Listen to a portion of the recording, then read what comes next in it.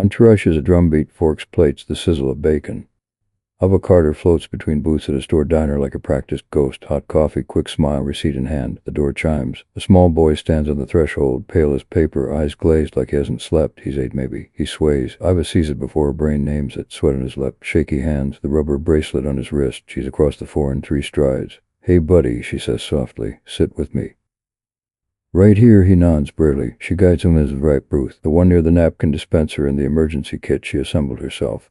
He curls into the corner, knees up, breathing quick. "What's your name?" "Max," he whispers. His voice scratches like sand. She checks the bracelet. Medical ID, type 1 diabetes, emergency contact number engraved under a tiny lightning bolt icon. His skin is cool. He's clammy. "How long since you ate?" "I don't know." His eyelids flutter. "I feel dizzy." "Okay, we're going to fix that." Ava pops the lid off a plastic cup and fills it with apple juice, not orange, faster carbs, smoother swallow. She holds it to his lips. "Small sips," she says, "no rush." He drinks tiny bird sips. She keeps count in her head. 10, 20.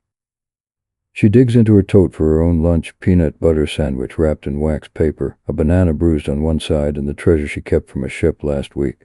A sealed glucose gel packet a pre-med student wafted behind with a laugh and too big a tip. "Can I see your fingers?" she asked. "Do you have your meter?" Max blinks. "In my bag. I lost it."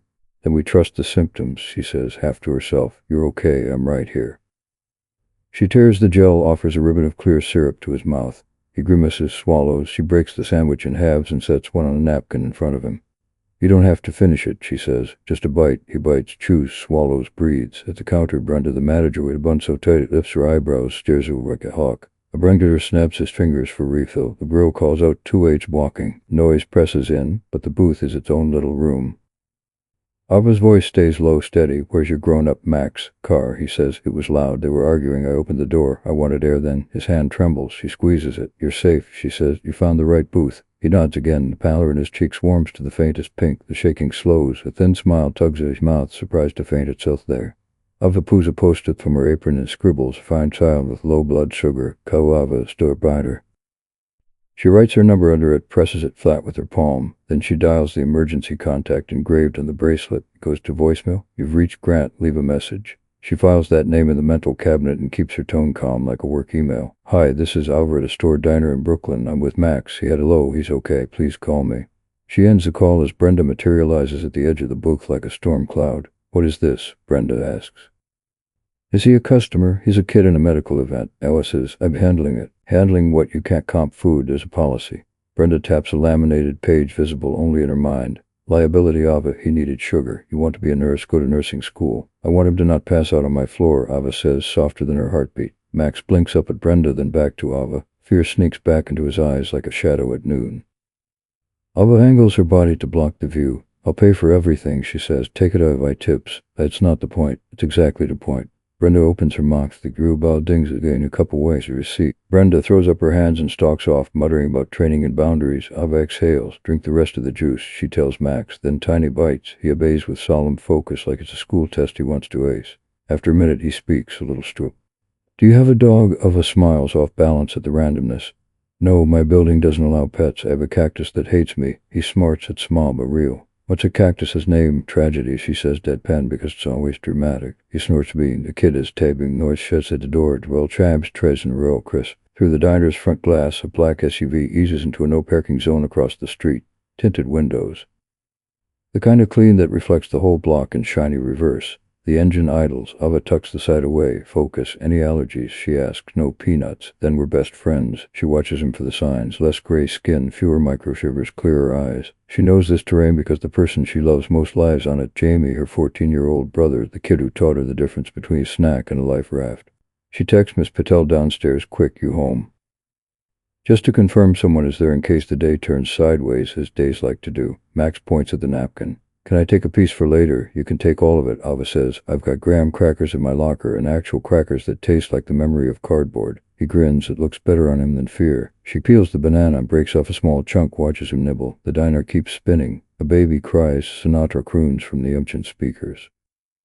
Outside, the SUV idles and idles. The phone in her apron vibrates. Unknown number, she answers. "Hello." A man's voice, polished, frayed at the edges. "Is this Ava? I got your message. I'm Grant. I'm Max's." "Hi," she says. "We're okay. He had a low. He's stabilizing."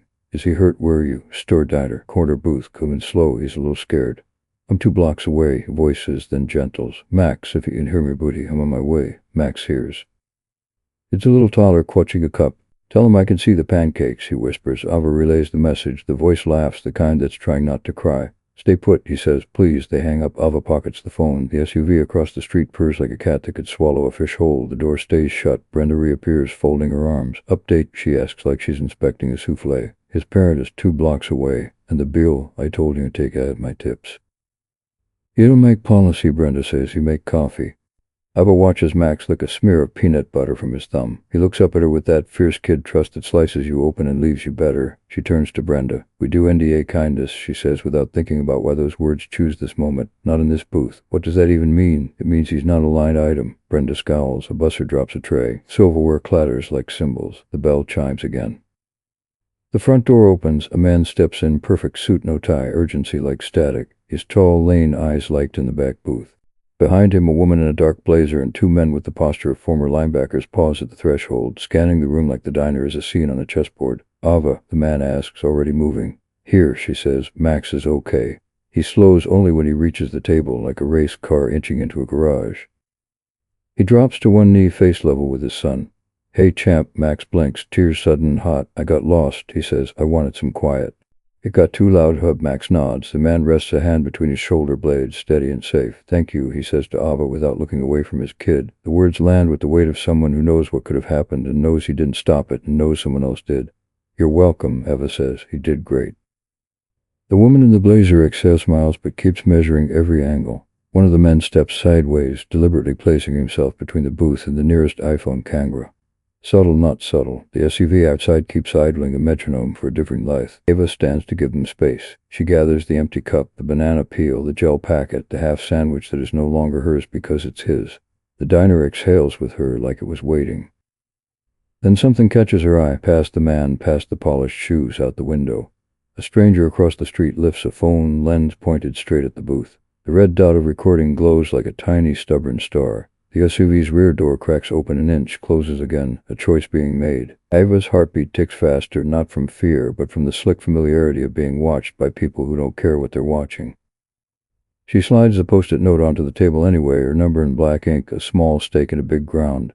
If you need anything, she says, call me. The man finally looks at her up close. He's not just expensive, he's exhausted. There's gratitude in his face. There's something else too, an instinct to control the uncontrollable. He glances at the woman in the blazer. She gives a tiny nod, like a chess move 2 turns A.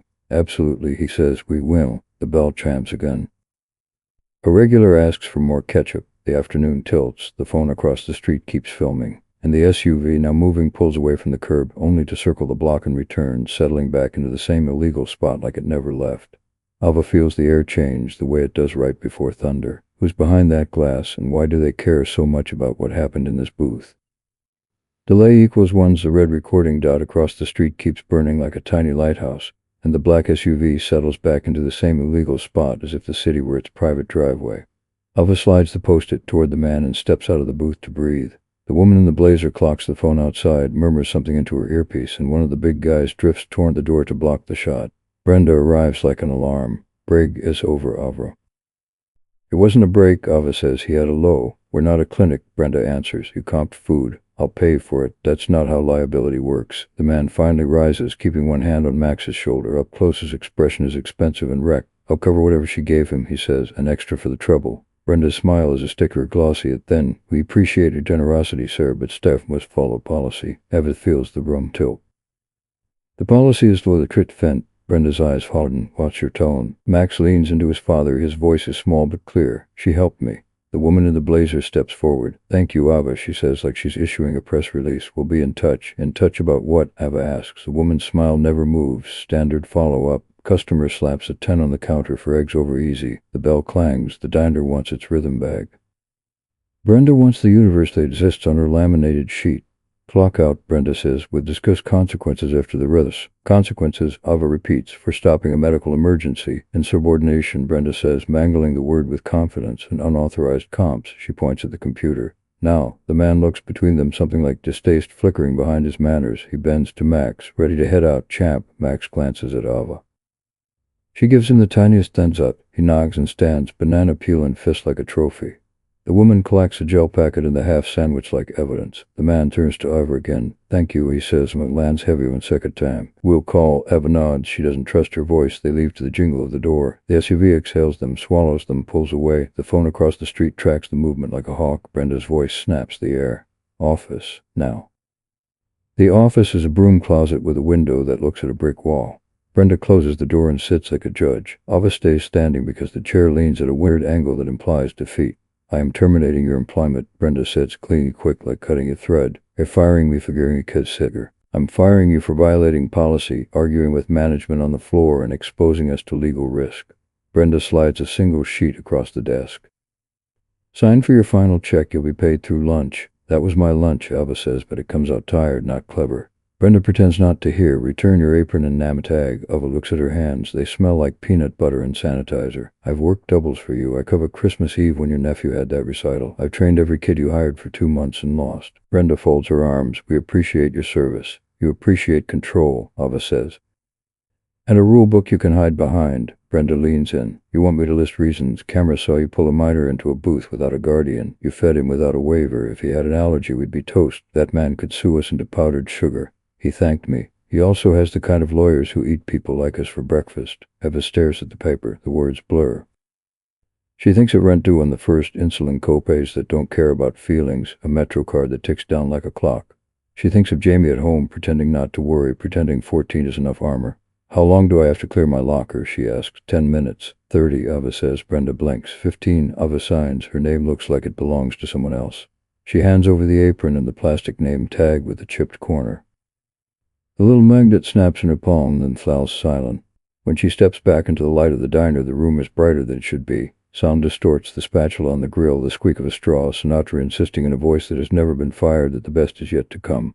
Maria catches Ava by the elbow near the soda fountain. Hey, you okay? Ask me in an hour, Ava says, or a month. I saw the kid, Maria whispers. You did right. Tell that to payroll. Maria's eyes flick to the window. That SUV was some kind of serious. Everything about today is some kind of serious, Ava says. She empties her locker. A half box of granola bars, a spare phone charger, a birthday card from a regular who tips in origami dollars, a crumpled Metro card with 6 rides left. She tucks the granola bars into her bag and leaves the card taped inside the metal door because she needs it to stay there. Needs the idea that something kind didn't move. At the time clock, she swipes out for the last time and watches the screen flash thank you, AVA in cheerful caps. The cheerfulness stings. Outside, the air is cold and clean like it tried hard for her. She walks home on autopilot, past the florist who names all his roses, past the bodega that sells lottery tickets with sermons, past the schoolyard where a kid dribbles a deflated basketball like he still believes it will bounce. Miss Patel's door opens as Ava climbs the last flight. You're home early, Miss Patel says. Her voice is tea.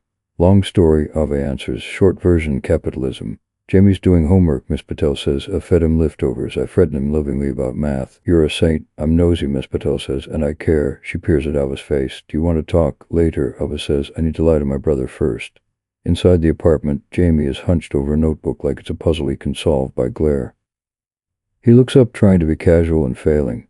Hey, you off early. Slow day, Ava says. Brenda let me out. Jamie squints. You mean she fired you? Ava laughs, runs the brittle kind. I mean a heavy afternoon. Jamie's eyes flick to the French. The blue box of insulin pens sits like a small, stubborn miracle. We're okay, he asks. We will be, she says. The words are a bridge she has to build as she steps on it. I'll pick up a shift somewhere. People always need coffee. He nods, trying to be a man and still a kid. I can pick up a few hours at the community center. Coach Mike said they might need someone for scorekeeping.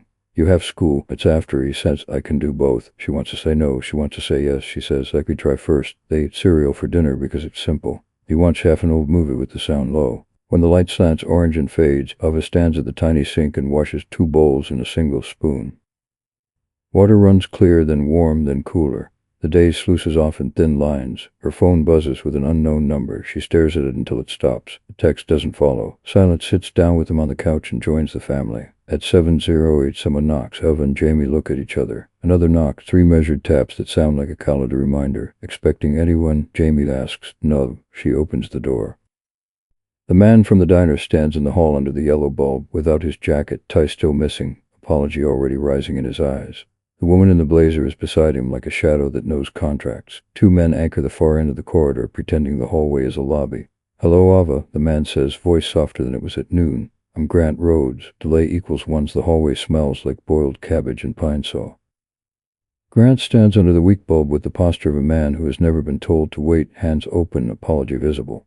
The woman in the blazer tilts a polite smile that never reaches her eyes. The two large men linger by the stairs like punctuation marks. Ava, Grant says, gentler now. I wanted to thank you face to face. You helped Max when I didn't. You're here, she says. That counts. I should have been there, he answers. I was.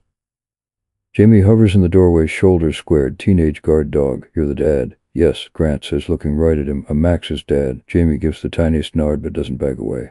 Ava can feel him thinking, billionaire or not, yet Mac passed his threshold like you own it. Would you like to come in? Ava asks. It sounds grown up and also like a dare. Grant glances at the woman. She clears her throat. We can do this right here. Ava's eyebrows rise. We can. I'm Leela Hart, the woman says smoothly. Chief Communications Officer, Rhodes Dynamics. Communications, Jamie murmurs. So, spin. A muscle in Leela's jaw twitches. So we protect people, including you. Grant shoots her look that says later. Turns to Ava. They must have been a lot. It was a day. Ava says, yours look ladder than mine. It was lad, he admits. It still is. Leela opens a slim leather folder with the reverence of a magician revealing a card. Inside, a thick document glows white against the hall's tired paint. We brought a small token of appreciation, Leela says. She withdraws an envelope weighty with promise and a routine agreement, standard stuff. Jamie stares at the envelope like it might bite. What's in standard? An acknowledgement, Leela says sweetly. A stipend for Miss Carter's trouble, a non-disclosure so this doesn't become content of repeats. The word lands like a cold fork. He's a child, not a storyline. Exactly, Leela says. We prevent misunderstandings. Grant clears his throat. Leela, it's cleaner this way, Leela says almost kindly. We've learned the internet can be unkind. Ava looks at the folder. How long? 10 years, Leela says, very standard. And what do I owe you for 10 years of silence? Nothing, Leela says, smile brightening, just the signature. Jamie barks a laugh. Nothing, what the price of it? Grant looks miserable. Ava, I'm trying to do this right. You thank me, she says. That was right. Leela sighs, the first page free. There's also a non-disparagement clause. No interviews, no posts, no retellings that could be construed as damaging to Max or to Rhodes Dynamics. You'll see we included an indemnification for your protection, too. For my protection, Ava repeats, tasting each letter. And if I don't sign, Leela keeps smiling. No problem. We just can't guarantee what the online conversation will do without clarity. People twist things. Ava feels the memory of that red recording dot flare in her chest. Someone was already filming us across the street. Is that your clarity? Unrelated, Leela says smoothly. We just want to keep this from spiraling. Grant rubs his temple. Leela, enough. She lowers her voice. Grant, there are shareholders. The security lapse was embarrassing. We need to show we're on top of it. By muzzling the person who helped my son, by preventing chaos, Leela says, you pay me to foresee storms. You pay her to build umbrellas, Jamie says. Sometimes umbrellas have cages. Ava takes the envelope. It's heavy. Not life-changing heavy, but rent and insulin heavy. She holds it just long enough to feel its shape in her palm and then presses it back into Leela's hand. I'm not selling what happened, she says, and I'm not signing your silence. It isn't about silence, Leela says. It's about privacy. Whose? Leela smiles hands. All of ours. Grant takes a breath like a diver choosing not to jump. Ava want to privatize and thank you properly who can contribute to your household for a while. No strings. Strings are your specialty, Jamie says. Jamie, Ava warns softly. Grant lifts his hands. He's right. Strings happen. I'm trying to cut them. Then don't tie new ones, Ava says. The stairwell hums with the sound of someone's TV 2 floors down. A neighbor's door opens and closes. Life goes on even when it's crawling into your hallway wearing a suit. I know how this looks, Leela says. A rich man shows up, his people bring paperwork, and it feels gross. But you saw the SUV earlier. People were already circling. There's a rumor factory revving up. We can shut it down. You'll be protected. Protected from what? Eva asks. Leela flips a page, voice light. For example, Child Protective Services gets very interested when strangers take custody of minors without permission. Jamie's chin lifts. She didn't take custody if she gave him truce.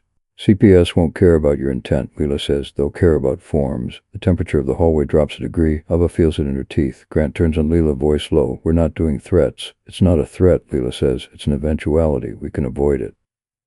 We just need her signature. Ava looks from Grant to Leela, from apology to orchestration. She thinks about a 10-year muzzle while the internet chews her up anyway. She thinks about a Tammy's insulin in the envelope of a patch one, all while cutting 3 new ones. No, she says. Silence breathes. Leela closes the folder with too much care. All right, Leela says. We appreciate your time. We still want to help, Grant says quickly. No NDA, just help. I'll take a clean apology, Ava says, and a phone number that isn't a voicemail. Grant pulls a card from his pocket. No title, just a name and a number embossed like a truth you can touch. This rings me, he says. Ava takes it. The card's like it's thick, but not as heavy as the look Leela throws at it. Thank you for coming, she says. Grant hesitates. The bodyguards become interested in the ceiling, the floor, the building's entire history. Leela's smile reappears, thinner, sharper. More thing, Leela says, casual as weather. There's been chatter online, nothing big, just noise. An old video of you from the diner popped up, you should know. My what? Ava asks. Probably nothing, Leela says. We'll monitor. It's not nothing, Jimmy says. He holds up his phone. The notification burns like a match. Someone just posting a clip. Ava's screen lights up, it says leader. The thumbnail shows her hand on Max's shoulder, frozen mid-care, frame cropped tight to erase context. The title is Bait Dressed as Concern. Waitress pulls kid into diner, demands tips. Ava feels the floor stretch and the hallway tilt. The comments already multiply like gnats. Grant's jaw tightens. We didn't do that. Of course not, Leela says smoothly, but this is why we needed clarity. Who posted it? Ava asks, though she knew the style of the headline, the cheap rhythm. Her stomach drops before the name loads. Who Beck. Jamie reads the headline loud. A curse. He's such a vulture. Leela tucks the folder under her arm. We'll handle it. How? Ava asks. Leela's pleasant expression doesn't budge. The way we handle things. Grant meets Ava's eyes. I'll call you tonight. We'll fix this. You can't fix me, Ava says steady. You can fix what's yours. Grant nods once, a promise to hallway. He offers his hand. She takes it. It's warm, humid, and wrapped in 1,000 decisions. Good night, Ava, he says. Good night. A retreat down the stairs. The Budmen fold into the stairwell. Leela lingers half a step longer. Nice apartment, she says softly, as if it's a compliment. Cozy. Tell your brother to stay off the comments. He's 14, Ava says. He knows better. Teenagers, Leela murmurs. They always know better. The door shuts on her perfume. Jamie locks the deadbolt twice, then leans against the wood and closes his eyes. We're not signing anything, right, Ava says. They stand in the humming quiet, two people in a small, brave box. Ava stares at Grant's card. She maidenlies a phone on a desk somewhere in a glass tower, lit and waiting. Her own phone vibrates again. More alerts, more takes, more strangers shaping her day into a comic strip. She watches a comment count climb. She hears a crowd she cannot see. And then another knock. Brisk and official slides down the hallway and stops at their door. Delay equals ones. The knock lands like a gavel, crisp and official, turning the hall into a courtroom. Ava wipes her palms on her jeans and opens the door. Two people stand there under the tired bulb, a woman in a navy blazer with a badge and a lanyard, and a man in a windbreaker holding a Tybalt. Their faces are composed, practiced, gentle in the way of people trained to walk into lives on fire. Good evening, the woman says. I'm Miss Carter. Yes. I'm Denise Foster, Child Protective Services. This is my colleague Trevor N.G. We received a report and need to check on the safety of a minor in this residence. Jamie goes still behind Ava, trying to look taller without standing on anything. His knuckles whiten around the edge of the door. What report? Asks. From who? Denise glances at the tablet. Anonymous. Video link attached. Ava tastes the word like metal. May we see your badges? They show them. Real. Worn along the edges from the friction of many terrible evenings. May we come in? Denise asks. Ava exhales. Yes, shoes off, please. The floor is awash with crumbs. They step inside. The apartment is small and clean, lived in earnest. The diffuser hums. A single plant sits on the sill, trying its best. Denise's eyes take in a room the way surgeons scan an X-ray. Food, lights, Lex. A fridge hum, the ordinary proofs of K. Jamie, Denise's softly. How old are you? 14. Do you feel safe here? Yes. Does anyone hurt you? No. Do you have enough to eat? Yes. Do you have your medications? Jamie nods toward the fridge. Ava opens it, revealing the blue box. Denise reads the label, checks the dates, nods. Trevor scrolls. The video shows your sister bringing a young child into a restaurant booth without a parent present and feeding him. Do you know anything about that? I do, Jamie says. She kept him from passing out. Denise looks at Ava.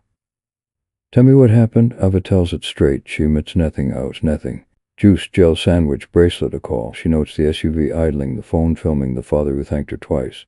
She does not add how it felt to lose her job 37 seconds later because CPS is not here for labor rights. They're here for children. Did you leave the child alone at any point? Denise asks. No, Ava says. I stayed with him until his father arrived. Trevor taps the tablet, eyes darting like a metronome. Do you have any evidence of the timeline? A knock comes from the open doorway across the hall. Ms. Patel leans in, hair up, cardigan militant. Hi there, I'm the nosy neighbor who bakes too much. I saw part of the afternoon. May I speak as a witness? Denise smiles, the kind of smile that lives in long days. Please. I was at my window when Ava walked the boy in. He looked unwell. She moved like someone who knew what she was doing. She called someone. She kept him calm. I also received this from Mr. Henderson on the 3rd floor. Ms. Patel lifts a small USB drive in a plastic bag. He asked me to bring it down if anyone official came by. Trevor accepts the bag. What's on it? Street camera footage from the bodega, Ms. Patel says. He knows the owner. It shows the kid stumbling, Ava helping, and an SUV that should have had eyes on him not having eyes on him. Denise and Trevor exchange a look that says the evening just got easier. Denise turns to Jamie. Do you feel safe with your sister? Does she take you to medical appointments? She brownbags granola bars like a neurotic squirrel, Jamie says. She's the reason I'm boringly alive. Trevor's mouth flickers. Boring is good. Denise walks to the sink, clean dishes on the rack. She checks the bathroom, towels, toothbrushes, shampoo that smells like coconuts because Hope can cost $4.99. She returns to the couch. Thank you for cooperating, she says. Based on what we see, we have no concerns about Jamie's safety. We'll document the visit and close the report. Ava exhales so slowly it almost doesn't count. Thank you, Denise softens. The internet is a machine that eats context. We get called into its leftovers. I'm sorry this reached your door. Me too, Ava says. Can I ask, did the report include a name? Just a link, Trevor says.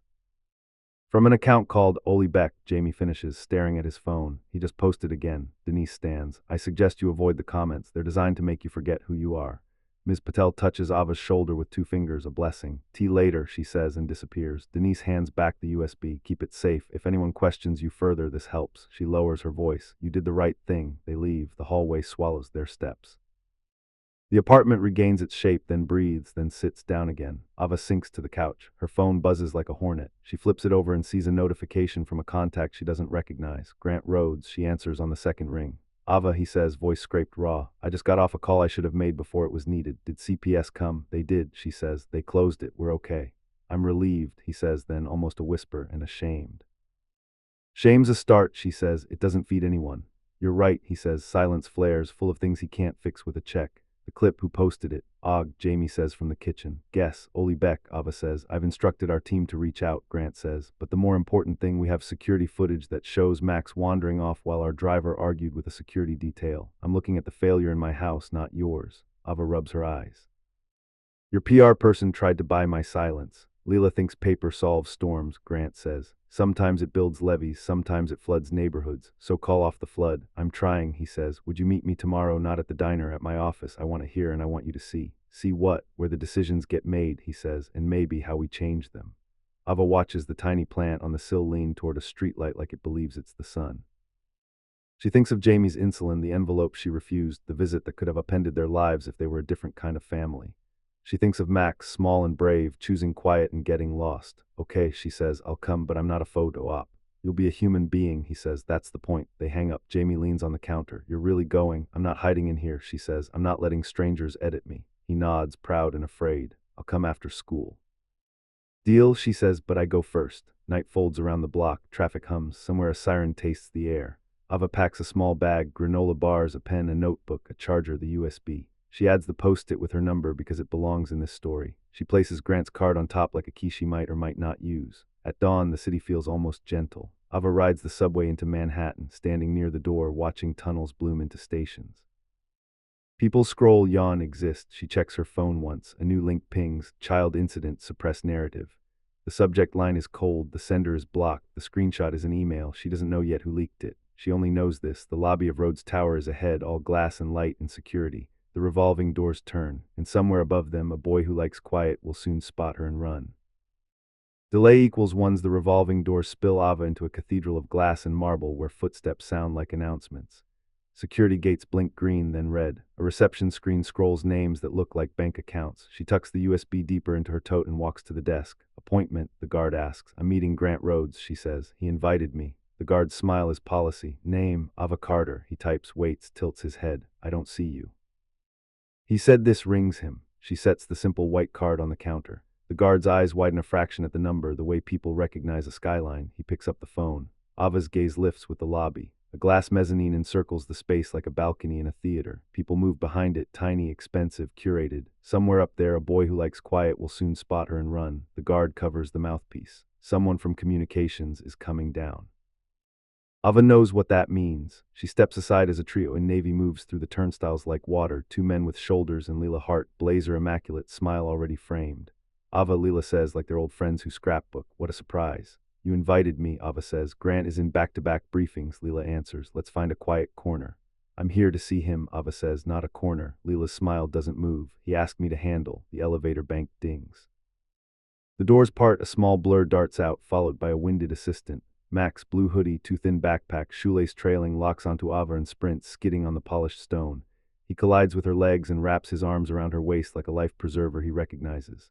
Ava, he says, breathless, you came. The lobby inhales. A barista pauses mid-pour. Security resets its posture. Even the fountain seems to listen. Hey, buddy, Ava says, hugging him back. You okay?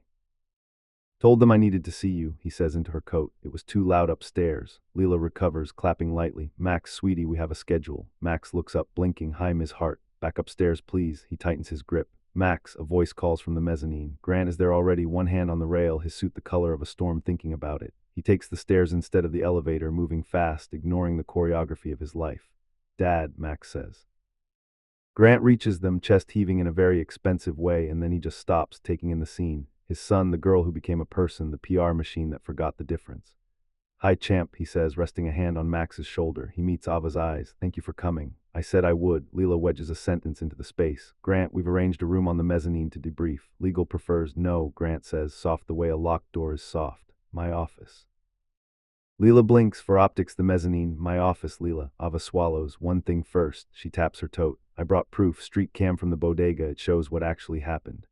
Good, Grant says. We'll watch it together. Cough behind them. Mr. Henderson materializes from a chair near the lobby ficus, holding 2 coffees and a tote bag that looks older than the internet. His tweet is polite but defiant. Ms. Carter, he says, I took the liberty of coming along. Blinks. How did you? Ms. Patel texted me the moment you left, he says. I've got printouts in context. Always bring context. Grant studies him. You are retired reporter, Henderson says, partial to diner pie and facts. Leela tilts her head. We can't bring random civilians upstairs. He's not random, Ava says. He's my witness. Grant nods once. He comes. Leela's smile fractures at the edges. Grant, legal, will breathe, he says. All of you with me. They move as a knot toward a private elevator, Max keeping his fingers laced in Ava's like a promise. The doors close on the lobby's buzz and the elevator hums into motion. The mirrored walls make them a 6 times chorus of worry. A billionaire, a boy, a waitress, a PR chief, 2 men who try to be furniture and fail, and an old reporter whose eyes do miss. Max leans against Ava's side. I wasn't supposed to run, he says, but the elevator is a good place. Why? She asks. It hums, he says. Humming is better than yelling. Grant stares at the floor numbers. He hides in the elevator sometimes, he says, voice low, where the noise makes sense. Leela pretends to check her phone. We'll find better accommodations, she says. Noise-canceling headphones, sensory kits, start with fewer arguments. Max says. The elevator dings. They step into a corridor of quiet carpet and controlled art. Receptionist stands as if that is her only job. Grant pushes open the door to his office, all glass and skyline and a desk like a runway. He waves them toward a conference nook. A screen sleeps on the wall. Let's see the footage, he says. Ava hands over the USB. Henderson pulls out a folder fat with printouts, timestamps, a map, the bodega owner's note scribbled on a receipt. Grant slides the USB into a small dongle, wakes the screen, and navigates to the file. Leela hovers, composed in a way that looks like clenching. The video opens in a slice of the sidewalk. Clouds reflected in a diner window, pedestrians skimming by, the black SUV idling across the street like a threat that pays taxes. Max appears at the edge of the frame, small, listing, deliberate. He presses a hand to his stomach, then to a parking meter. He sits, then stands, because sitting is surrender. Ava crosses into the shot, sees him, kneels, speaks, holds the cut. He drinks, she calls, he stays. A driver in the frame's corner has a phone to his ear, other hand slicing the air in argument with a man just out of view. Pause. Grant says, his jaw tightens. That's my driver. Leela clears her throat. We can address personnel later. Now, Grant says quietly. The video keeps going. Ava writes the note. Brenda hovers, disappears. The SUV door cracks open, closes. A distant lens glints like a lie being born. Grant presses his lips together. The room is silent except to the small sound of a boy breathing. Max leans forward, watching himself on a screen the way kids watch secrets. When the moment of syrup comes, he smiles without meaning to. You saved me, he says. Ava shakes her head. You asked for help. Leela exhales through her nose. This helps our case, she says, already turning language into scaffolding. We can push back on the narrative. Henderson taps a page. You can also admit fault and lead with it, he says. People smell spin like gas. Grant nods, slow. We do this straight, he says. We own the labs. We thank the person who did our job. Leela smiles in adjustment. Address remarks. And bury the pert we sent CPS to duo, Edison asks mildly. Leela's eyes flicker. I did not. You implied it, Ava says. In my hallway. Grant turns. You what? Leela steadies. I warned about possibilities. I did not initiate anything with CPS. Words can still be levers, Henderson says. You know that better than anyone here. Grant breathes out like a decision. We're holding a press conference this afternoon. I'm suspending you, Leela, pending review. Leela's smile freezes, hairline cracks, fanning. You're reacting emotionally. I'm correcting course, he says. Max curls into the chair, watching the adults rearrange the weather. Outside the glass, the city holds its breath out of habit. Leela steps back, fingers sliding her phone open with a magician's grace. Her eyes drop to the screen. A message streaks across her pupils like a shooting star only she sees. "Excuse me," she says, turning away. Her voice drops to a whisper the room can still feel. Plan B. Iva's phone buzzes in her tote, no words lacing the quiet. A headline blooms across the locked screen like a bruise. Internal email, child incident, suppressed narrative. A leak is live. Comments erupt. The internet once again arrives uninvited. Grant looks from the buzzing phone to Leela's composed back to the frozen frame of the video where a girl in a diner booth chose to stay. He makes another decision with his face. "Close the door," he says. "We're doing this in the open."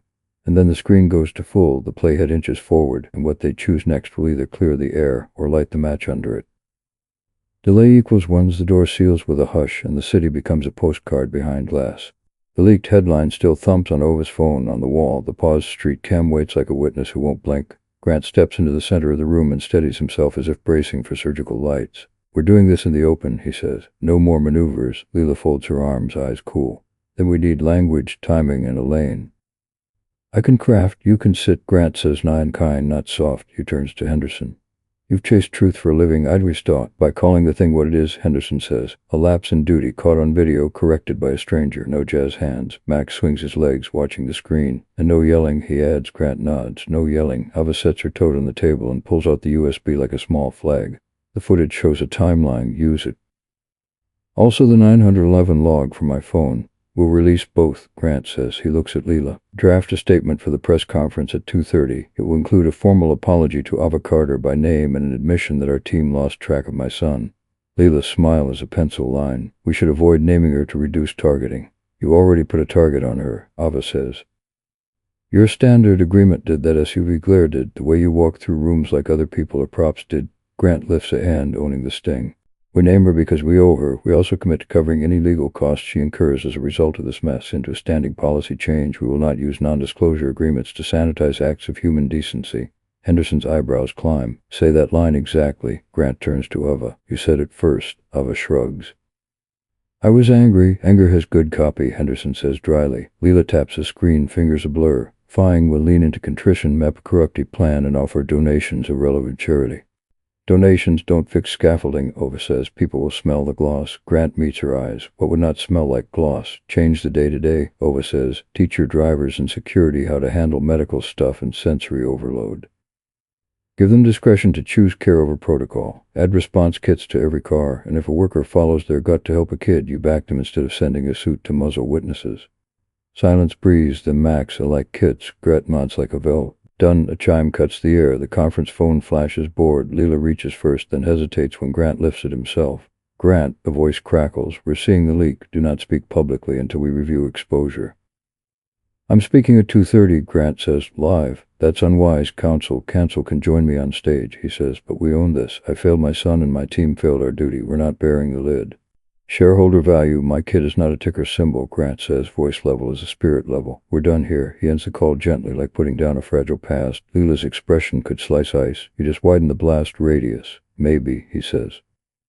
"Or maybe we stop pretending there isn't a fire." He turns to Max and crouches so they're eye level. "I'm sorry," he says. The words arrive redacted. "Ben, your mom would hate the noise I let into your days. I've been organizing your life so hard I forgot to make it livable." Max shrugs, it going on ancient. "I don't like yelling," he says, "but I like pancakes." Grant smiles with his eyes. "I can do pancakes without yelling."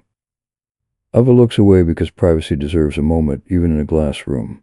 Her gaze lands on the paused video, her hand holding a cup, a boy choosing to trust. Leela clears her throat. "We still have an information war," she says. "The Oli account is driving the narrative. We can issue takedowns, threaten defamation, flood the zone with corrected clips." Henderson snorts. "Or you can call the man and give him a clean interview on the record, then let the truth outpace the bait." Ava shakes her head. "Don't feed him. He's not a journalist. He'll clip your size into sins." Grant turns to his assistant, who had been quiet and professional as a shadow. "Bring legal and security in 10. Draft the suspension letter." Leela straightens. "I bring your pardon. Suspension." Grant repeats. "Pending review of your actions around this incident, your advice to my employee in her hallway, your handling of the initial narrative, and your failure to protect a private citizen we owe." Leela's laugh is a soft explosion. "You're going to need me in an hour." "I needed you yesterday," he says. "I needed you to say the waitress saved your child, don't punish her." She sets her jaw. You're throwing me to wolves to look merciful. I'm removing the architect of a bad plan, he says. If I'm wrong, the review will say so. Security appears in the doorway like fate wearing earpieces. Leela collects her folder with elegant fury. You think contrition will save you, she says. Maybe it buys you a day. The internet eats saints too. Henderson lifts his coffee, so let it starve on facts. Leela leaves without slamming a door, which is somehow louder. The room resets. Grant exhales into the space she occupied, then looks at Ava again. There's one more thing, he says. I'd like you to stand with me at the press conference, not as a prop, as the person who was there. Ava's pulse trips. If I stand there, I'll be agreeing to Standra's projections. I can't promise gentleness, Grant says. I can promise you won't stand alone. She thinks of Jamie, of Miss Patel, of the knocks that could have gone differently. I'll speak, she says, but I'll say what I need to say. That's the point. Henderson checks his watch. You've got 40 minutes to build a house for the truth to live in. They dive. The plan becomes a checklist pinned to the table with coffee rings. Play the footage, release the call log, accept responsibility, outline changes, announce the no NDA for kindness policy, pivot to independent review, protect Ava from harassment with a legal defense fund administered by a third party so it can't be used as a leash. Grant has his counsel draft a letter to CPS clarifying the facts and thanking them for their professionalism, not as a swipe but as a shield. Max draws a map on a legal pad, elevator, lobby, stage, pancakes. He writes a seat 4 EVA in block letters and underlines it 3 times. Grant's assistant returns with papers. Grant signs a suspension letter, then a short internal memo. Effective immediately, we will not employ non-disclosure agreements to restrict discussion of safety-related events or acts of aid performed by employees or citizens. Henderson whistles low. Print that on the wall. Grant looks to Ava. After today, I want to fund something that doesn't depend on us being lucky. A pilot program. Community cafes with emergency supplies and training. Ava blinks. He just described a table.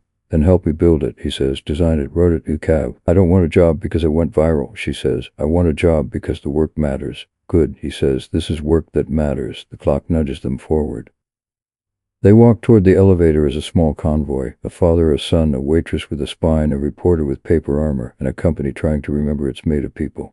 Inside the cab, the humming calms Max. He takes off his hand. Are you scared? He asks. Yep, she says. Courage is just fear you walk with. Can I walk with you? Please do. The doors open to a corridor that smells like microphones. Beyond it, a press room birthing itself. Lights, cables, reporters shaking pens awake, cameras staring with all the kindness of glass. A stage waits, a lectern breathes. Grant stops at the threshold and looks back at his son. You don't have to be up there, chap. Max squeezes Eva's hand. I want to sit where it hums. Eva nods toward the front row. There's a seat for you. Grant meets her eyes. Gratitude simple as friend. Ready, tell the truth, she says. I'd. He steps into the lights. Red tally lads bloom across the cameras like proppies in a fruit. And somewhere in the back, a phone begins to stream with a caption. He's about to say it. Are you watching? Delay equals one's cameras blink awake like patient predators. The room hushes in a collective inhale. Grant stands at the lectern with sleeves rolled the smallest inch, as if giving his suit permission to be human. Ava takes the chair to the right, Henderson beside her with a notebook, Max between them, small sneakers swinging over the carpet like metronomes. Grant leans toward the mic. Good afternoon. The sound folds across the rows. I'm here because we failed at the thing that matters most. 1,000 lenses drink him in. He does not flinch. On Tuesday, my son wandered away from our vehicle. Our team did not notice in time. A stranger did. He gestures toward Ava. Our Carter recognized a medical emergency. She helped my son, she called me. No one ordered her to do it. She chose to. He breathed once. We are sorry. The word lands like a sandbag to my son, to Miss Carter, to the public. The video you're about to see is from a nearby storefront. We are releasing it along with the 911 transcript. No edits. The screen behind them wakes. The sidewalk scene plays, soundless and stark. Reporters stop scribbling. The syrup moment arrives. The room softens as if a valve opens. Max takes Ava's hand on instinct. The gesture ripples the air louder than any headline. Grant continues. Here ESWA changes now. First, I'm suspending our communications lead pending an independent review of how this was handled. A murmur rolls. Second, effective immediately. We will not use non-disclosure agreements to muzzle acts of human decency or safety events. Kindness does not create liability, negligence does. Third, we will retrain every driver, guard, and assistant we employ. Medical kits in every car, sensory kits too. Fourth, we will fund the legal defense of Ms. Carter against any harassment sparked by our failures administered by a third party with no strings. Hands shoot up. A woman in the second row says, Are you naming the employee suspended? No, Grant says. A process exists for a reason. A man near the aisle asks, Did your team contact Child Protective Services to intimidate Ms. Carter? Grant's mouth firms. We did not. CPS visited her home last night and closed the report. They were professional, and I'm grateful. Another hand. Is Miss Carter being compensated? Ava leans into the mic before the room can turn her into a silent prop. I kept a kid from crashing, she says. I lost my job for it. I'm not here for a payday. I'm here because this is what neighbors do. We share our lunch. We tell the truth. There's a pause, full and great and dangerous. Also, she adds, we do NDA kindness. The line lands like a gavel. Someone claps once, then others. Grows into a small wave and stops before drowning the seriousness. Henderson lifts a hand. One note, he says, voice dry as paper. My name is Harrison Henderson, retired reporter. I'm here as a witness. The internet likes to chop context and debate. Please watch the full clip before you decide who you are. The moderator ports to the back to blogger stands. Grant, why should anyone believe this isn't a damage control? Because I'm not asking for praise, Grant says. I'm telling you we messed up, and I'm telling you what we're fixing. Max tugs the mic closer. The room melts a little. She gave me juice, he says, and a sandwich, and she didn't yell. Soft laughter breaks something tight in the air. A reporter in a navy dress calls out, Miss Carter, what happens now for you? Ava scans the room like a swimmer judging the next wave. I find work. I keep helping my brother. I eat breakfast at noon if I have to. I'd like to build a table somewhere in this city where a keeper who needs sugar finds it without shame. Grant nods. We'll help. She turns to him. No strings. No strings, he agrees. Phones buzz like wasps. Screens, a new headline blooms. CEO suspends PR chief live on air. Another banner, a viral clip actually shows waitress saving child. A third, internet villain might be an old boyfriend. Ava feels the last one hit her chest. She doesn't look at her phone. She looks at Max, whose grip has not eased. The moderator gestures to a young man near the aisle wearing a hoodie that announces his channel. Question for Miss Carter, he says. Do you regret refusing the NDA? No, Ava says. Regret would mean I wanted a softer lie. I don't. Henderson murmurs, print that. A different voice barrels over him. Grant, it demands, are you firing Leela Hart? I'm suspending her, Grant says. We will have an external review. If I did this just to look generous, I'd be lying again. The lights feel hotter. Ava's heart has found a new tempo and is auditioning it on her ribs. She thinks of Brenda's mouth curling when she said liability. She thinks of all his captions wringing drama from a truth that didn't need his hands on it. She keeps her face open because she is tired of shutting doors. The moderator starts to end things. Two more, a shout from the left. Grant, is it true your wife passed 2 years ago? Grant stills as if a memory put its hand on his shoulder. It is. How much of this is you trying to fix grief with work? He could pivot. He does. Too much, he says. A hush, honest and untidy, settles. Ava feels her own throat close. Max leans into her side and she lets a tear escape because it belongs to Album. The moderator steps in. Thank you, materials will be emailed. The lights relax a notch. People stand, already narrating, already choosing their verbs. Grant turns to Ava. You were steady, he says. Pancakes later, Max reminds, solemn as a judge. Deal, Grant says, smiling for real. They exit through a side hall that smells like photocopy toner and nerves. Outside the press room, a screen shows the live feed with a delay. Ava watches herself 10 seconds behind a stranger who looks like her. She breathes until the loop catches up. In a quiet lounge, Grant's counsel hands over a packet. We set up the independent fund, the lawyer says. It will be run by a non-profit. We added pro bono counsel if you need it. Thank you, Ava says. The words feel less like surrender and more like plumbing, necessary and glamorous real. The phone buzzes again. Maria girl, you were fire. Also Brenda is posting. Ava taps the link. Brenda's paragraph pours out in textbook indignation, betrayal of trust, unsafe actions, policies, the whole laminate. The last line, I will pursue legal remedies for defamation. Henderson snorts. She can pursue his sandwich. Ava's laugh is quick. She'll sue the idea of oxygen if it helps her sleep. Another ping. Only live now. Waitress scandal. What they're hiding. A thumbnail of her face kept from the CCTV, mouth open mid-syllable. The caption, I tried to warn you. Don't watch it, Henderson says. I'm not. Ava answers. I'd rather watch Pate learn to read. Grant pockets his phone. We respond if he crosses a line. Let him talk, she says. We already did. Max tugs her sleeve. Can I show you something? He opens his backpack and pulls out a small square of paper folded 4 ways. The edges are worn like a favorite path. Is it to Ava? It's my mom, he whispers. Ava unfolds it. The handwriting slants neat and kind. If he ever feels scared, fad the person who shares the lunch. It's safe. The room tilts in a new way, not dizzy, upright. Ava presses the paper back into his palm. Keep it close. I will. Grant clears his throat, voice unsteady for the first time in public. We're going to make that table, he says, the one you talked about. Ova nods. That we start small and open the door wide. The hallway brightens as an assistant approaches with a soft panic. Sorry, there's a wave of calls. One's from your board chair. Another is from a community foundation. And sir, CPS left a message. He wanted to thank you for the statement and confirm the case is closed. Grant breathes like he might actually sleep tonight. Good. Ava pockets the card and the promise. The day has edges still, but the middle holds. In the distance, a phone rings with a new kind of urgency, the kind that means opportunity instead of spin. Ava turns toward it, already hearing the next fight line up, because somewhere in Brooklyn, a diner manager is typing and she is about to hit post. Delay equals once that evening, the internet bites and moves on to the next outrage, but Ava doesn't. Brenda hits post that she's ringing a bell, the notifications jab and fade. Ava pockets her phone and looks up at Grant's glass office. If we're actually doing this, she says, let's build something that doesn't depend on a press conference. Then we start today, Grant says, name it. A table, Ava answers, a real one, a cafe that belongs to its workers, not to a headline, open door, living wage, emergency kits, no shame. Henderson tilts his pen like a gavel. Call it table 12. Grant glances at Max, who grins. That was my booth. Ava's mouth tilts. Then table 12 it is. They move to a smaller conference room that smells like paper and coffee. Paralegal slides in with a legal pad. A foundation director appears with earnest eyebrows. Ava shakes her head. No logos on our aprons, she says. If this lives under your brand, it dies when your quarter gets weird. The foundation director blinks. We can make a grant. Great, Ava says. Make it to a fiscal sponsor for a year. We can incorporate as a worker co-op. 3 board seats for neighbors, Miss Patel, a school nurse, and a driver who actually does the work.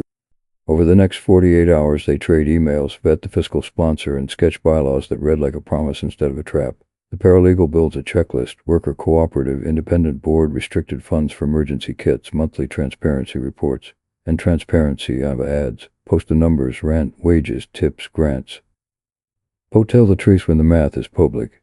Henderson taps the margin. Put that on the wall. Ava leans in. Menu stays simple. Breakfast all day. Soup, grilled cheese, fruit, coffee. Pay what you can corner that's dignified. Tokens people buy ahead and pin to a board for anyone to take. And a laminated card at the register with steps for a low or a panic spiral. No lectures, just what to do. Max bounces. And a quiet corner. Quiet corner, Ava agrees. Soft lights.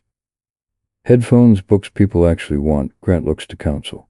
Will fund startup, no strings, documented as a gift, lease guarantee for a year. After that, it stands on its own legs. Maria bursts in like a firework with bangs. You texted get here now in all caps, so I ran. Your operations, Ava says. You know how to turn chaos into pancakes. I'm in, Maria replies, but if this turns into a photo op, I will throw a waffle. Throw 2, Henderson says. 2 days later, an address pings from a property manager, the empty bakery on the corner. Rent honest, Pituli's clear, back room perfect for storage. They go, dust films the glass, the oven looks ancient and loyal, but Light wants to live here. Ava stands in the middle and sees the line, counter here, coffee here, quiet corner, there's a small shelf of glucose gel and juice boxes by the register, poster with the steps. She hears clatter and laughter and a bell that means welcome, not war. Grant reads her face. You're already hosting opening night. Soft open, she says. No ribbon cutting, a pot of soup, and a sign that says sit. Maria spins. I'm putting a dishwasher where the universe expects me to. They draft an offer, over-insist on a clause about bathroom access for the block. The landlord shrugs. Fine, keep it clean. By midweek, she signs with a pen she bought with tip coins, and her hand doesn't shake. Grant signs were required and then steps aside like a donor who finally understands he can give without owing. Back at the office, the foundation director slides a gift letter across the table. Grant has already added the clause Ava demanded. No use of table 12 in Rhodes marketing without written permission. No strings, he says. In writing. Her phone buzzes. A DM from the property manager who wants to be part of the story. Ava replies with 3 questions: last rent, repair timelines, bathroom policy, then nods at the answers. Maria drafts job post with the wage printed at the top. 1 interview question, Ava says. Tell me about a time you fed someone who didn't deserve it. Henderson grins, cruel and kind. A bike messenger arrives with a manila envelope, no return address. Inside, an invoice labeled data enhancement and asset cleanup. Clip acquisition, metadata scrub, targeted seeding. The payment source trails to a PR retainer account tied to Rhodes Dynamics. The client field points, by way of a subcontractor, to an LLC with a too familiar name. The next page is an email exchange. Do you want the kidnap angle or the concern angle? Reply, start with concern. Concern clangs faster. Maria exhales a wordless curse. That's gross. Grant's jaw tightens. Legal needs this. Make copies first, Ava says. Let vanish into his folder called lessons. He nods and routes it to the board, outside counsel, and HR. Henderson snaps a photo of the empty bakery. Before and after, people love proof a good thing wasn't always shiny. Later that week, as the lease clocks in and vendors confirm lead times, a small envelope with no stamp waits in Ava's mailbox. Inside, a magazine photo of Leela at a gala, the agency logo bright behind her, and a handwritten note, ask who paid Oli. Follow the invoice number on page 2. Footsteps echo in the stairwell, someone either running away or coming down to knock. That evening, the knock belongs to Grant and Max with pancakes and paper plates. They eat at Ava's tiny table. Max unveils a letter from a hidden pocket in his backpack, his mother's handwriting simple and fierce. If the world gets too loud, find the person who shares their lunch. They are safe. The words steady the room like a new beam. Ava slides the manila envelope across. This came. Grant reads, fatigued by the shape of the truth. Henderson joins by speaker. His voice clicks like a typewriter. He's traced the invoice number to a subcontractor, then to an LLC registered to Oliver Beck. Ava closes her eyes once, then opens them. Release the paper trail, she says. No gloating, just facts. 10 p.m. drop, Henderson says. Do it, Grant replies. Meanwhile, Maria texts, we need paint and a playlist. Over the next 2 days, volunteers show up without selfies. A carpenter with a weekend, a nurse with donation forms for glucose gel, a teacher with a box of paperbacks. Ava prints a one-page manifesto and tapes it to the wall. We share our lunch. We do NDA kindness. We pay on time. We see the kid before the policy. We build a table with extra chairs. 2 days later, they walk the 6 blocks together with a toolbox, a step stool, and too much coffee. The bakery smells like dust, and tomorrow. Grant rolls paint onto the back wall. Bad, then better. Max chugs a menu that includes pancakes because justice should taste like breakfast. Ava draws table 12 on butcher paper, block letters first, then softer, then right. Maria labels the emergency shelf sugar SAVS and programs a cheap tablet with a laminated response guide. An older man peers through the glass. We're not Oberon, Eva starts and sees the tremor in his hands. She changes lanes mid-sentence. We're open. Soup appears. A seat appears. Max brings headphones the color of sky. Trust takes a breath. By the end of the week, a platform notification blinks. Monetization removed for Etta Liebeck due to policy violations. Another, statement issued by Rhodes Dynamics regarding contractor conduct. A third, an email from Ava's lawyer. Settlement offer from Brenda. Apology attacked. Maria tapes the letter in the office behind a broom, not for gloating, for memory. Store marker, she says. We keep receipts, and we keep receipts of the good. Miss Patel arrives with donated books and the smell of cardamom. Grand opening when soft open Saturday, Ava says. Doors at 5, sign says sit. Night leans against the windows. The older man stands steadier. Thank you, he says. Come back, Ava answers. The lock-up. On the sidewalk, the air tastes like sawdust and plans. Ava pockets the key, feels its weight, and thinks of the hallway knock that started this chapter. Another door is waiting, the warehouse down the block where men sleep on pallets. She picks up a to-go bag filled with soup and bread and starts walking. The next knock won't be at her apartment or his tower, it'll be at a door the city forgot. And when it opens, the word on her tongue will match the sign drying on butcher paper. Sit. Delay equals wins that evening. Footsteps ricochet up the stairwell fast, like someone reconsidered bravery halfway and decided to run. Eva waits here to the door, the to-go bag of soup cooling on the counter. A measured knock follows, 3 soft taps. She checks the peephole. Grant stands there with Max in a paper bag that smells like pancakes and butter. She opens. Come in. Grant lifts the bag. We brought dinner and something else. Max slips off his backpack and hugs it to his chest. I found a zipper I never noticed, he says, eyes bright. There was a letter inside. They gather at the tiny table. Jamie pretends he didn't hold it twice already. Grant sets the pancakes down like offerings. Max opens the hidden pocket and pulls a square of folded paper, the edges softened by hiding. He passes it to Ava and nods. She unfolds it. The handwriting is quick and careful. Dear Max, if the world gets too loud, find the person who shares their lunch. They're safe. If you can't hear your own thoughts, borrow theirs for a minute, then breathe together. I love you, Mom. Ava's throat tightens. Grant looks at the ceiling like it's steadier than the floor. Max types the paper's corner. She was good at knowing what I'd need later. You kept it safe, Ava says. You brought it home. Jamie pours juice into mismatched glasses. To quiet, he says. Grant adds to tables. They eat pancakes with plastic forks out of cardboard, the room's muscles unclenching by degrees. When the plates are mostly empty, Ava slides a manila envelope across the table. This was in my mailbox, she says. An invoice labeled Data Enhancement and Asset Cleanup. A thread about kidnap angle or concern angle, and a note as paid only. Follow the invoice number on page 2. Grant reads, frown deepening at the vendor line. Henderson joins by speaker, his voice crisp as newsprint. He's already been digging. I traced the invoice number, Henderson says. He roots through a subcontractor paid from a PR retainer, then to an LLC registered to Oliver Beck.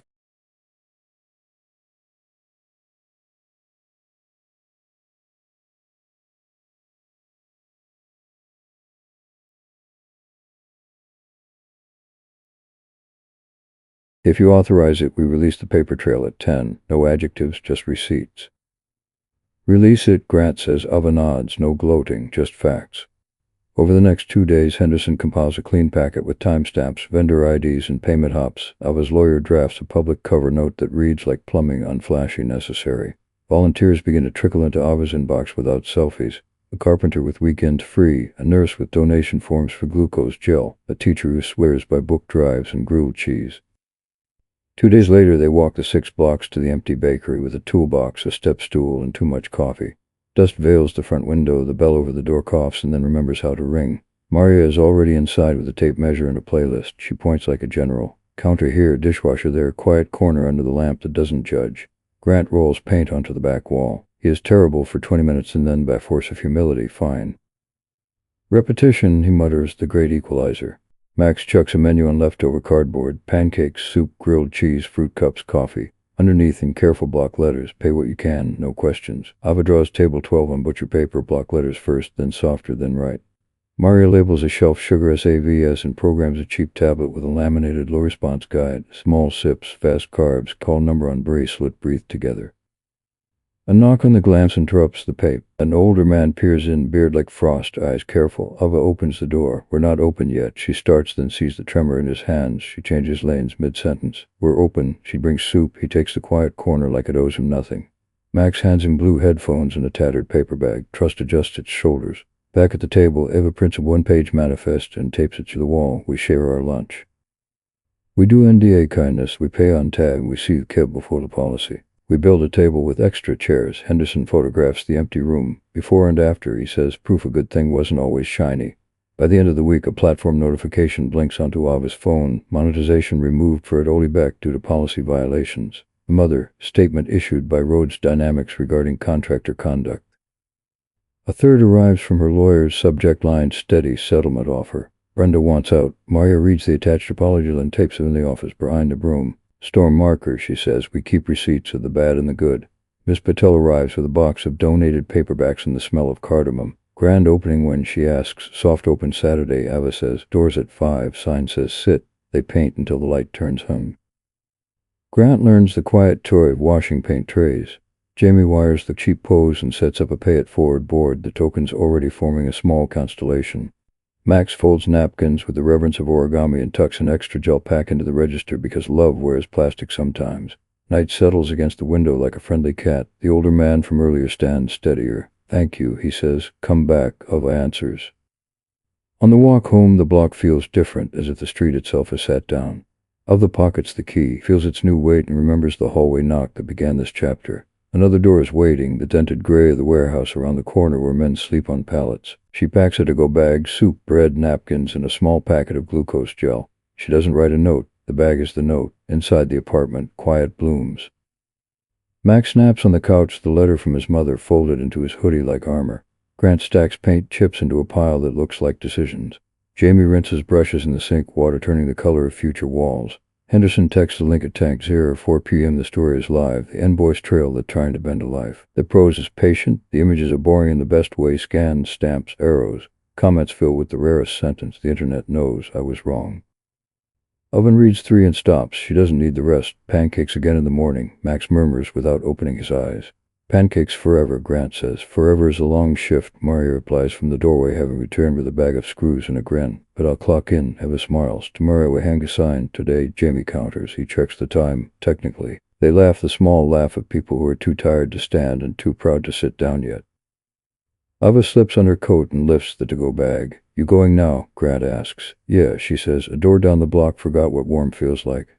Want company? Maria offers. Ava shakes her head. This one's mine. By the end of the week, the platform confirms a permanent ban for Oli. An assistant DA emails Grant the words formal inquiry about the contracting web, and Brenda's attorney returns the signed apology with the required post on the same account that started the mess.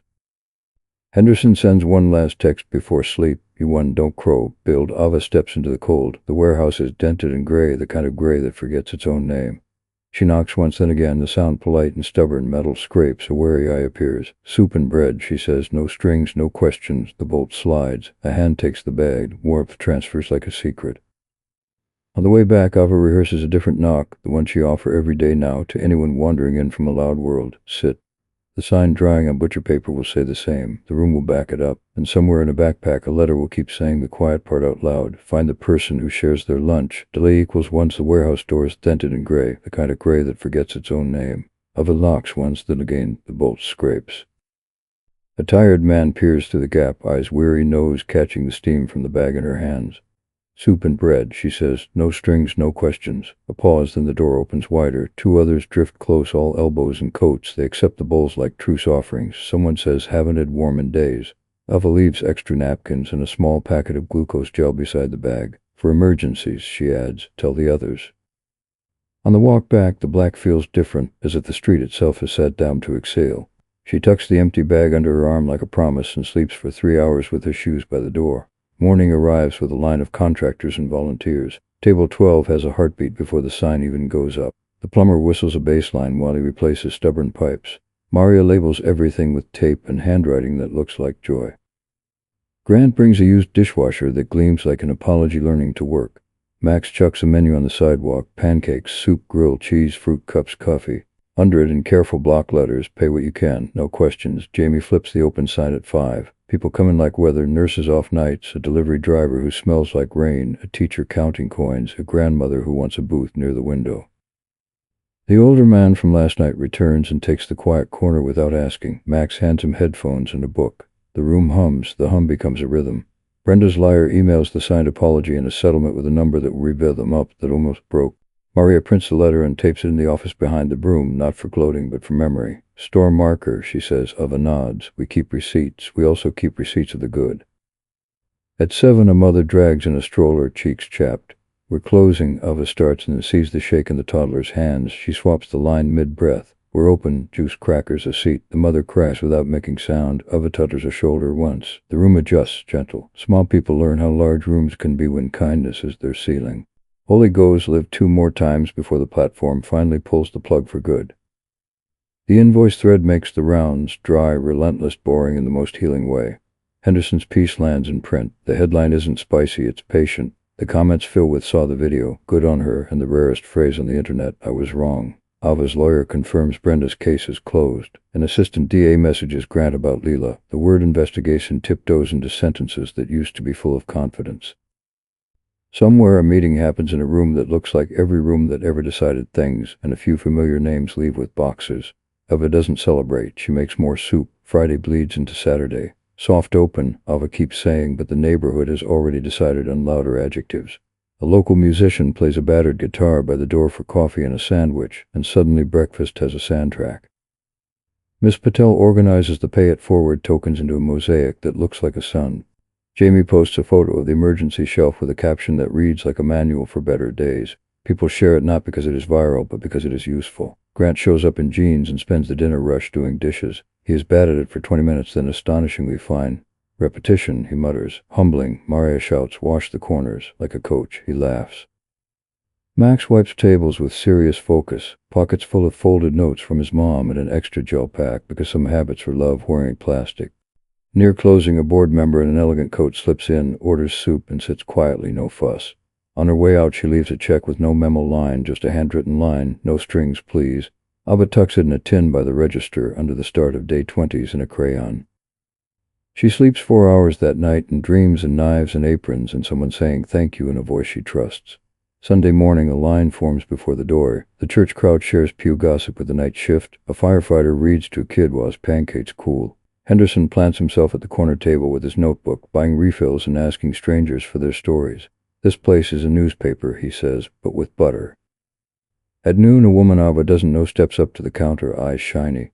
My kid's diabetic, she says. I used to carry shame with the snacks. This shelf makes it lighter. Ava feels her sternum loosen. She smiles at the small human tugging a woman's sleeve. Want a banana that tastes like a joke? The kid giggles like a bell. Want to rush pranks? The room is messy in a way that makes sense. Dishes stack. Chairs wobble. Tips clink into the jar alongside tokens paid forward. Ava takes a piece of chalk and writes on the wall above the quiet corner. Kindness is not a liability. The letters tilt imperfectly, which is the best kind. In the afternoon, a city council staffer drops by with a clipboard. A constituent sent me your manual, she says. Could you share the template? Ava prints it and adds one more line at the bottom before handing it over. Steal this and do it better. Jamie's phone buzzes with an email he reads 3 times, then a 4th, because hope is suspicious until it sits down. A community health scholarship, books covered, stipend for transit and snacks that are not insults. He looks at Ava. She nods. He tries not to cry. He fails the way winters fail. Evening falls slow. They close early to clean. Grant stacks chairs. Maria slides the cash drawer into the safe. Max checks a shiny table in the corner of the menu board and writes a seat for whoever needs it.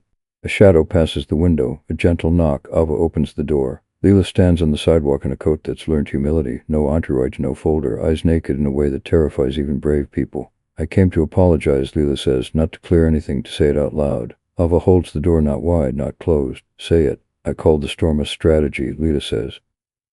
Hurt you to protect a brand and a man who didn't ask me to. I forgot the difference between noise and harm. I have suspended and I may lose everything that told me who I was. Maybe that's good. Ava listens. The room behind her breathes. Grant wipes his hands on a towel and stays out of view. I won't forgive you for the results, Ava says, but I accept the words. Leela nods. You built a table. I built a wall. I'm sorry. You go build a door, Ava says. Leela swallows. I'll try. She turns and leaves, smaller, the brand she wore. Ava locks up. She flips the sign to closed and stands in the hum. Max tugs her sleeve. We kept a seat open, he says. Do we always? Always, she answers. She writes open at 5 on a scrap for tomorrow, slides it under the glass, and takes one last look at the room they made. Chairs like a choir, counters like a promise. A quiet corner that looks like rest. The city outside is noisy. Inside, the table waits. And when the next lost kid wanders through a door with shaking hands, the answer has already been written on the wall.